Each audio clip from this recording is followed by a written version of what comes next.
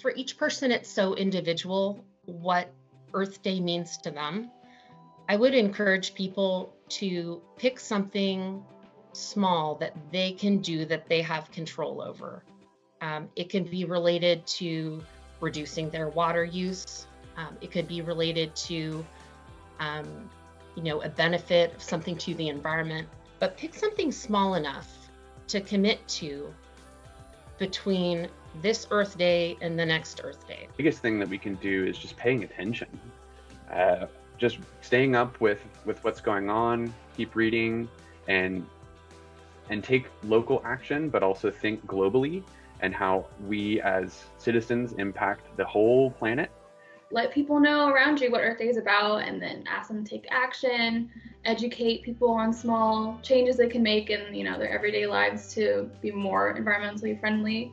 Yeah, I think making people more aware and conscious of their actions and their impact on the environment, I think that's the best way to celebrate it and to participate in it. So I grew up in the Bay Area and a small town called Rodeo, and where my mom lived, there used to be a creek that my sisters and I would walk past on our way to school to the bus stop.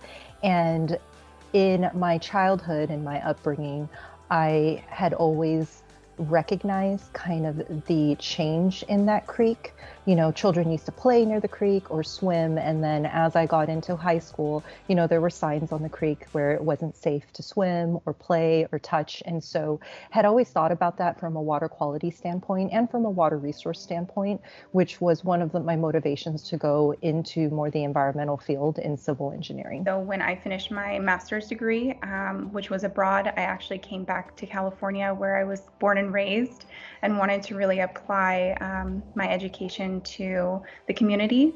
My passion has always been in environmental justice and specifically impacts of climate change and access to clean water. My team is working on a tool to help the public and people who divert water really visualize the impact of their water diversion on the environment. And even though not everybody has a background in hydrology, I'm really excited to release this tool that will help people visualize what's kind of going on in their watershed. One of the newer efforts is a statewide investigation that we're doing to look at the impacts in groundwater, soil, and our water resources it's a contaminant and a chemical called per and polyfluoroalkyl substances. This is a chemical that's in everything. In California, we're just kind of scratching the surface right now in looking at investigations, most recently at airports and landfills, chrome plating facilities, wastewater treatment plants, as well as refineries.